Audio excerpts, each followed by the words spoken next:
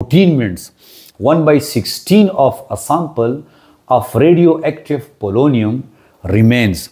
The corresponding half life is.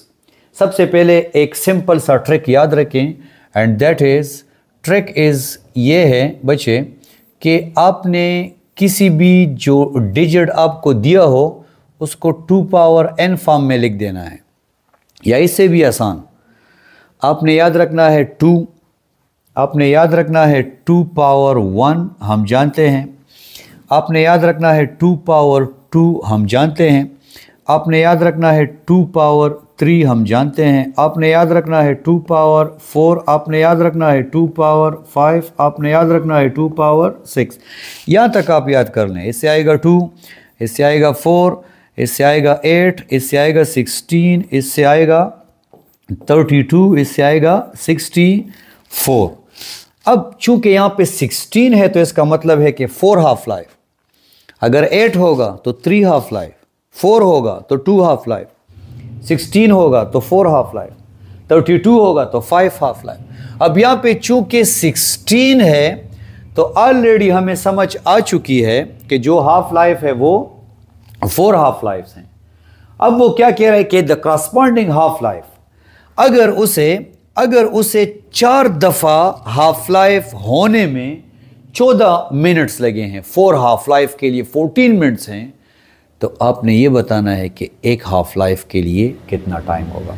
तो बच्चे एक हाफ लाइफ के लिए जो टाइम होगा, सिंपल फार्मूला याद रखें, हाफ लाइफ बराबर है total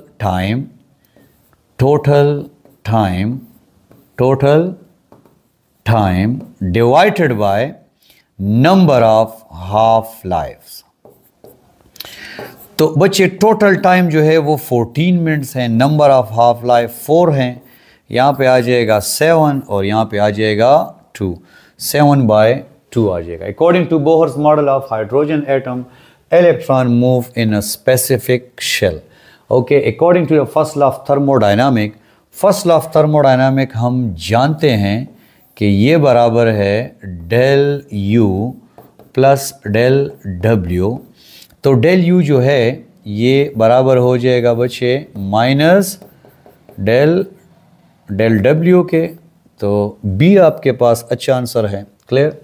angular displacement is measured in all of these. Clear? Centrifugal force जो है बच्चे वो mv²/r के बराबर है। अच्छा, circular periodic waves can be generated in a ripple tank using dippers, and if a moving object has no force acting on it, Newton first law continue to move in a straight line, and if the acceleration of a body in one inertial frame is 0, its acceleration in any other inertial frame must also be 0. If the amount of work is required to move a charge q from point to this, then this is the definition of electric potential.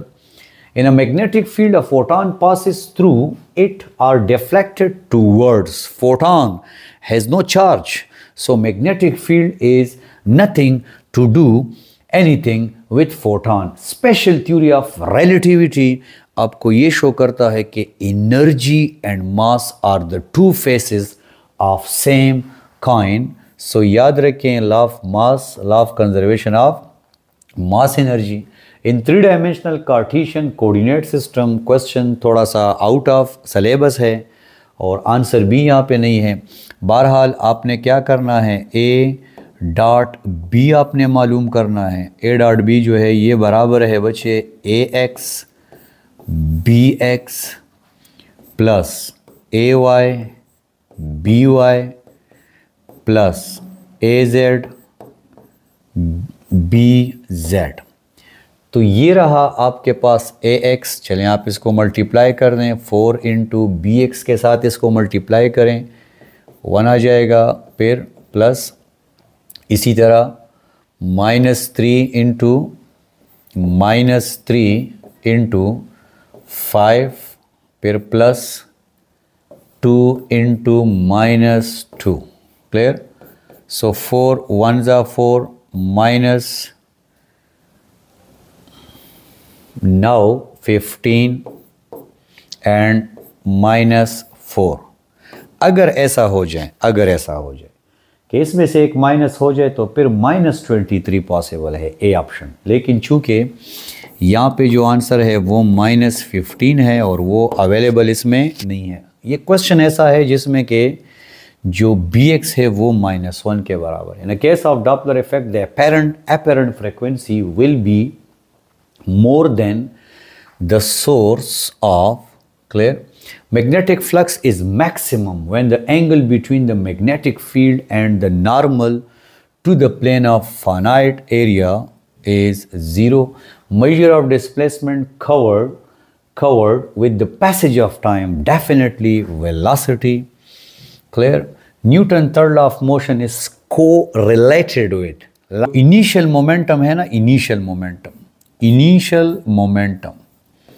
बच्चे, initial momentum बराबर है final momentum के। Initial momentum बराबर है final momentum के। यहाँ पे आ जाएगा P इनिशियल, जिसका मतलब है कि मोमेंटम जो है बच्चे वो कांस्टेंट है। Momentum is constant. ये रहा बच्चे, मोमेंटम आपके पास कांस्टेंट हो गया है। मोमेंटम कांस्टेंट का मतलब क्या है? अगर दो बॉडीज़ हैं जिनका एक दूसरे पे एक्शन रिएक्शन है तो इनका इनिशियल मोमेंटम जो है, इनका फाइनल मोमेंटम के बराबर होगा। इससे जो आंसर भी आएगा वो कांस्टेंट होगा। मैं आपको समझाता हूँ न्यूटन थर्ड लॉ की तरफ हम कैसे जाएंगे। मोमेंटम हम जानते हैं कि ये बराबर है किसके? F1 into del T plus F2 into del T is equal to constant. Clear? अभी क्लियर हो जाएगा। डेल टी को हम यहाँ पे डिवाइड कर देंगे, डेल टी यहाँ से कैंसिल हो जाएगा। F1 plus F2 is equal to constant divided by del T. Clear बच्चे? टाइम के साथ साथ अगर टाइम चेंज होगा तो कांस्टेंट में कोई डिफरेंट नहीं आएगा। जो चीज़ कांस्टेंट होती है टाइम के साथ साथ उसमें कोई चेंज नहीं आता है। जो चीज़ कांस्टेंट होती है टाइम के साथ साथ उसमें कोई चेंज नहीं आता है। सो लिहाजा यहाँ पे जो चेंज होगा कांस्टेंट, जैसे अगर 2 मार्कर हैं तो टाइम के साथ साथ 2 मार्कर ही रहेंगे। 2 माइनस 2 से क्या आएगा? 0 आएगा। F1 प्लस F2 किसके बराबर होगा? 0 के। इसी तरह F is equal to minus F1 is equal to minus F2। So Newton third law जो है वो actually law of conservation of momentum के बराबर है।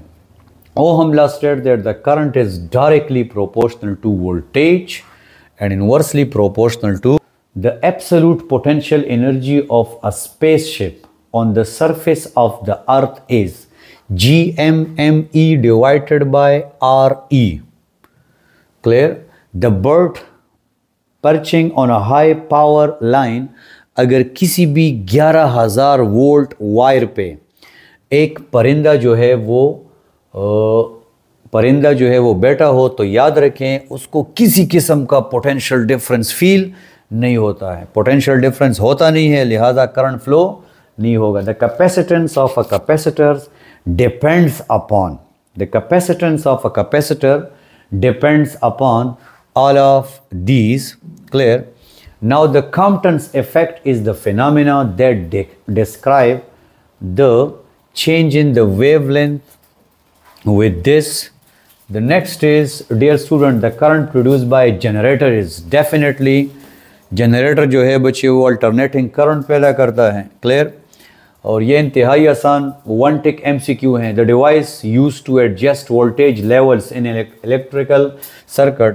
बच्चे याद रखें ट्रांसफार्मर जो है वो आपके लिए वोल्टेज को रेगुलेट करता है, वोल्टेज को एडजस्ट करता है। आपको जितना वोल्टेज चाहिए होता है ट्रांसफार्मर आपके लिए वो वोल्टेज अवेलेबल करता है। Distance covered by sound wave per unit time, the distance covered by sound wave per unit time is, तो याद रखें डिस्टेंस जब भी टाइम पे डिवाइड होगा तो हम जानते हैं कि इससे क्या आएगा बच्चे, speed of the sound wave आएगा। क्लियर।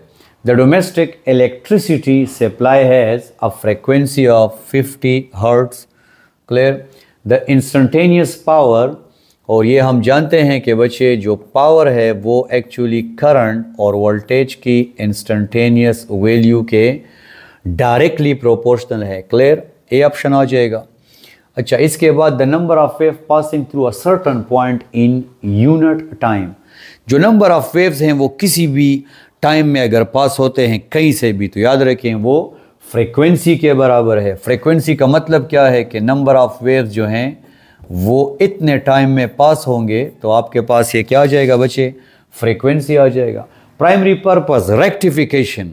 बच्चे रेक्टिफिकेशन का काम क्या है, एसी को डीसी में कन्वर्ट करना है। एसी को डीसी में कन्वर्ट करना है। रेक्टिफिकेशन के लिए हम कौन सा डिवाइस यूज़ करते हैं, डायोड यूज़ करते हैं। हम जो बिजली पैदा करते हैं जनरेटर में वो अल्टरनेटिंग करंट होती है, और अल्टरनेटिंग करंट को हम क्या करते हैं, डायरेक्ट करंट में। मोस्टली अप्लायंसेस जो हमारे पास घरों में यूज़ होते हैं उनके लिए डीसी रिक्वायर्ड होता है, और एसी को डीसी में कन्वर्ट करने के लिए हम जिस डिवाइस को यूज़ करते हैं वो डायोड है, और जो प्रोसेस है वो रेक्टिफिकेशन है। तो रेक्टिफिकेशन जो है वो एसी को डीसी में कन्वर्ट करता है। Clear. The radial acceleration is also considered as radial.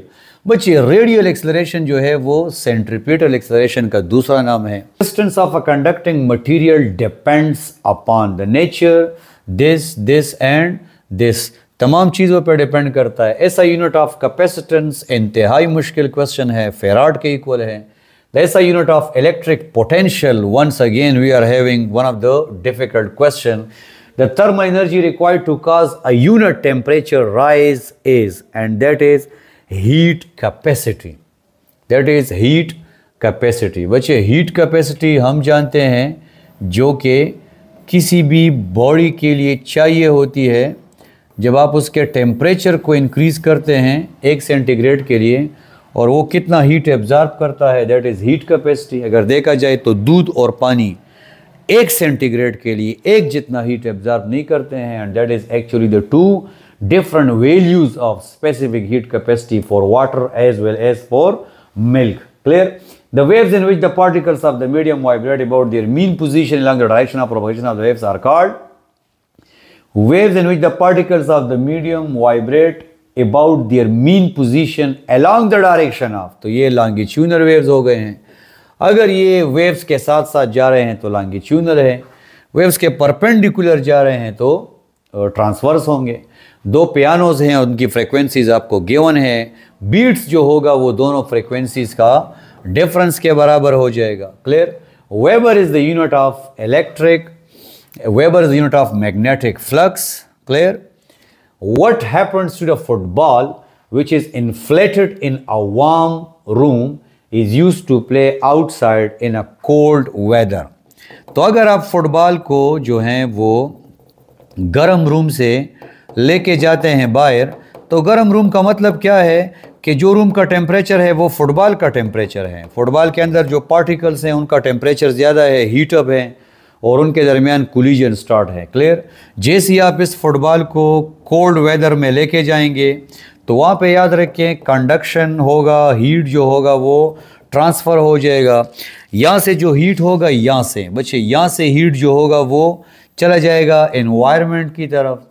Environment की तरफ जब हीट जाएगा बच्चों, तो इसके मॉलिक्यूल्स का जो अपना हीट होगा, टेम्परेचर होगा, वो डाउन हो जाएगा, और ये मॉलिक्यूल्स एक दूसरे के करीब आ जाएंगे।